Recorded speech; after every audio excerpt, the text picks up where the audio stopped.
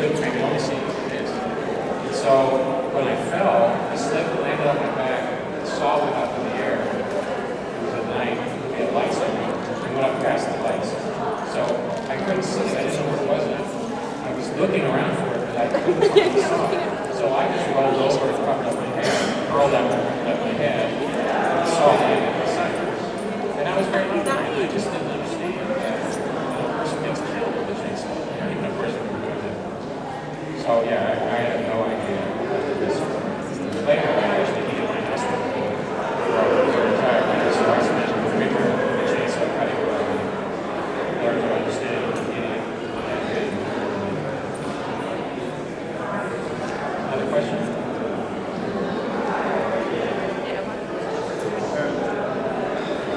Another question, do you like the movie? And are you proud of the movie that you were in it? Yes. Oh yes, absolutely. I like the movie a lot, and I'm very proud that I had a chance to be in this movie. This movie turned out to be much more than I expected it to be, because I didn't know, I'd never been in a movie, so I didn't know what was on the page, how that would look on the screen. I'm very proud of it for a lot of reasons. I think the movie is more than its parts. I think that it was a happy circumstance of a very good script, an excellent director, good crew, good actors, and all of it somehow added together to create a movie that was much more than any of what people did. So I'm very proud of it because I felt like I contributed to this great movie, but I'm not the reason to it. I just was lucky enough to contribute to it.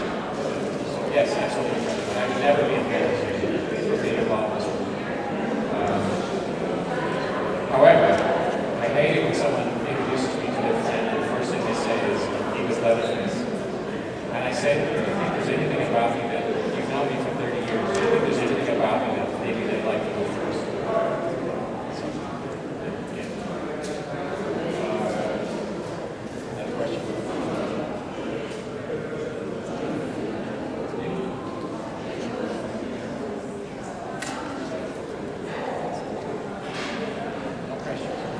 Know about anything during the making of the movie? Yes?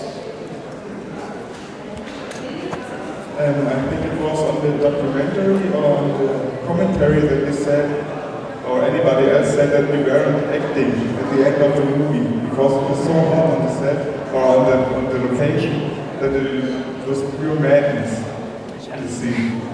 Well, that's sort of true. I never, a lot of people think you must be, you must have this craziness in you. I mean, this is why Toby asked me, are you insane? Are you crazy? Are you violent? Because Toby is not an actor's director. He spent his time directing the scene and the camera. And at least that's my opinion. And he had this notion that you have to become the character you're playing. Which is why he told me that none of the victims, the actors who played the victims, wanted nothing to do with it. Because they wanted to be genuinely frightened when they saw me. And I thought, this is really stupid. Method is a great technique, I suppose, in theater, but it doesn't really work on film. And then I found out last year that he told the actors, they all thought I was very standoffish and unfriendly, because he told the actors that I didn't want to be around them, that I didn't like them, and that I wanted to just for them to leave me alone. So he was thinking that he was going to create this tension in the ritual. So during the entire film, I was never leatherface. I mean, I always knew that I was just physically doing these movements, and I was always watching as myself. Except there was one moment when I forgot I was under the movie. And it was during the dinner scene when we're trying to kill Sally, giving him a hammer to ring. And that was part of a 26-hour week. We shot 7 days a week, 12 to 16 hours every day. Well, we started shooting the day we shot the dinner scene started at noon on Saturday and shot until 2 o'clock Sunday afternoon. So we shot for 26 hours without stopping. So it's about 4 in the morning so at this point. So at this point, we've been shooting 16 hours without, we stopped for a few minutes while they changed the shot. And we're trying to kill Sally. That's a frantic scene. And what happens is, in the middle of the scene, Grandpa, we're trying to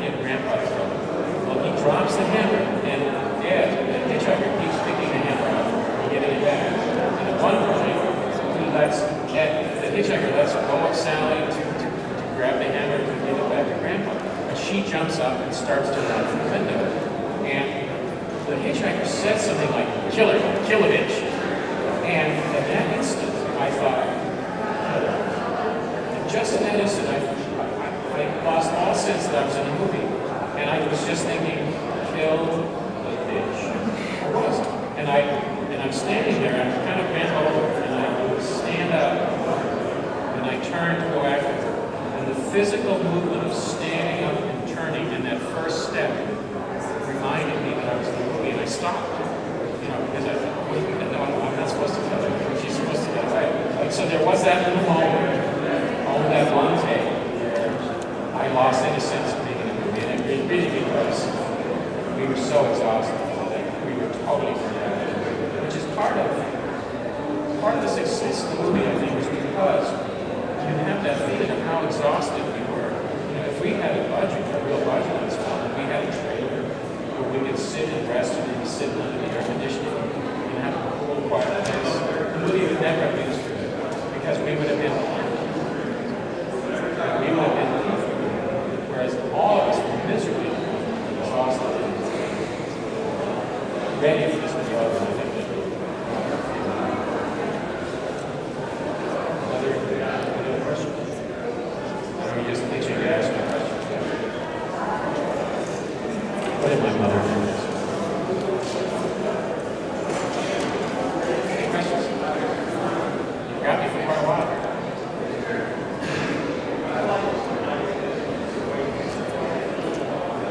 Okay, I'm interested in what are you doing these days, where do you reside?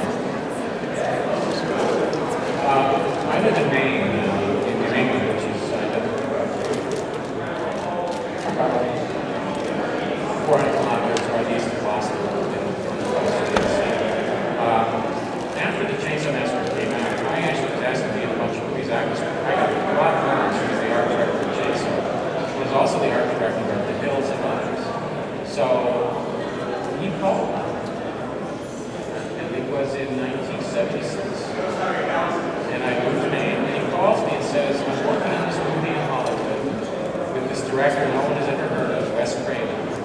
It's called The Hills of Eyes. We want you to be one of the killers. Can you be here in LA in 2 weeks? And I said, no, I'm not interested in working in movies. So I actually turned down movies for many, many years. My main interest in all these years has been writing, and I was willing to do whatever I needed to do to be able to write. So I worked as a magazine writer for many, many years, and then finally moved into film writing and books. So now that's really what I do. In 1987, Fred O'Gray called me, and I hadn't met him years before, and said, I'm in Hollywood making movies, will you come out? And I started to say no, and then I thought, wait a minute, he's just asking me to come and be in movies. I asked him to move to LA and be a waiter for 20 years, trying to get an acting job. So I said, sure. And I went out to LA, and that's what started me doing films again. So now, my most recent writing work is I've written and directed a series of documentaries.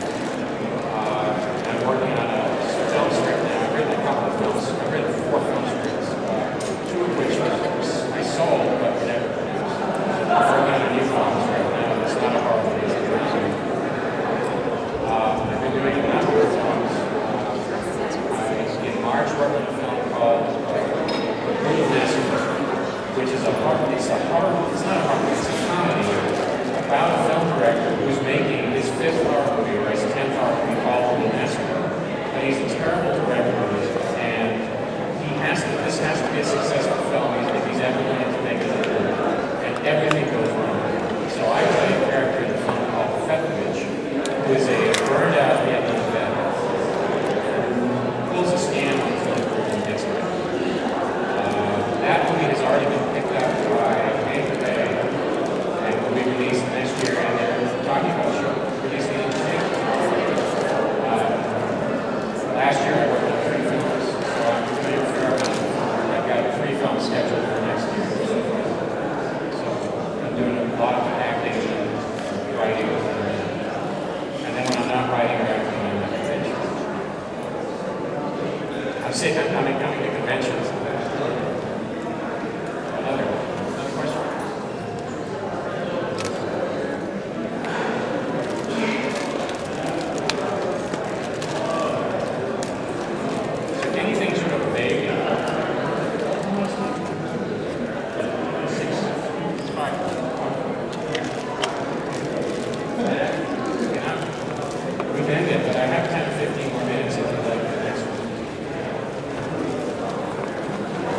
just said that you like to write. Do you, as the director, you can rewrite stuff if you work on a movie? I mean, if you have the acting role, do you ask them or? Will I rewrite? It's a, do I want to rewrite the roles when I'm acting in film? You have to be extremely careful about this. There are actors who are stupid enough to think that they're smart enough to write a better script than the director or the writers. And I run into this where actors the directors go insane when an actor's doing a scene and the scene is rewritten. He says, well, I didn't like the dialogue. This is not for work in the film. You just, but there are actors who think they have the right to do this. There are times when I'm working in a film where, believe me, I get dialogue that really deserves it. There are other times when I have ideas for dialogue changes that I think would improve things or would make them fit me. So what I do is I try to talk to the directors on the side because I don't think that other actors should be witness to my conversation because I think the director should feel free to say no. I don't want the director to feel embarrassed that an actor thinks I'm going to change it. So I try to talk to the director in private and say, do you mind if I change this line? And the reason is the line you've written, I don't understand. Or have you ever spoken this line aloud? It can't be said. But sometimes it's just because I have an idea for a change. I worked on a movie called Mindy Stellar, which is a beautifully written, very well written horror.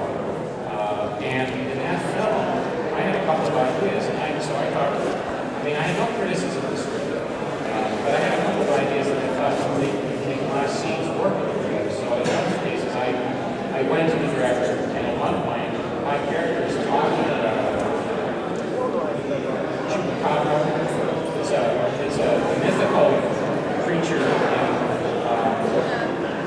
the southwestern United States that supposedly sucks the blood of animals and kills people now. So I just said to him, I'm talking to my character is talking to my character's daughter in the film, and he throws out this idea. I said, why doesn't he just keep mispronouncing it? So he calls it a chupacabra, a chopper, and so he says it differently every time, just to make it like that. I had a scene where I was supposed to tell a story that lasts about 30 seconds. I said, I can tell the story in 5 minutes, and I have 5 minutes to tell the story. And he said, how are you doing? I said, I'm just going to tell the story off the top of my head. He said, well, it won't work. I can't have time to sit on you for 5 minutes while you're telling the story. I said, no, you can cut away from me and do all the action you want to do. It's just you hear me in voiceover. So he said, try it, man. He liked it. A very long answer for a short question. You can do it with connecting people. So many actors have such immense egos that they think it's okay just to say, oh, I'm good. David Hammond, was a theater writer before he was a filmmaker. Someone asked him what the difference was. He says, here's the difference.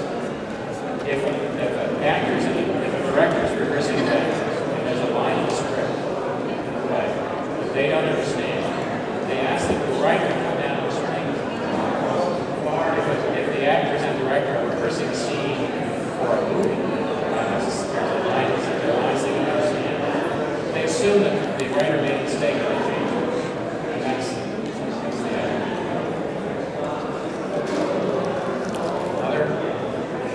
I just see here people are just pitching.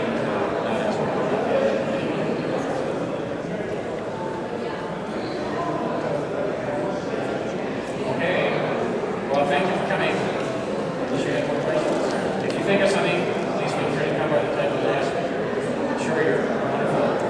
Jack Russell.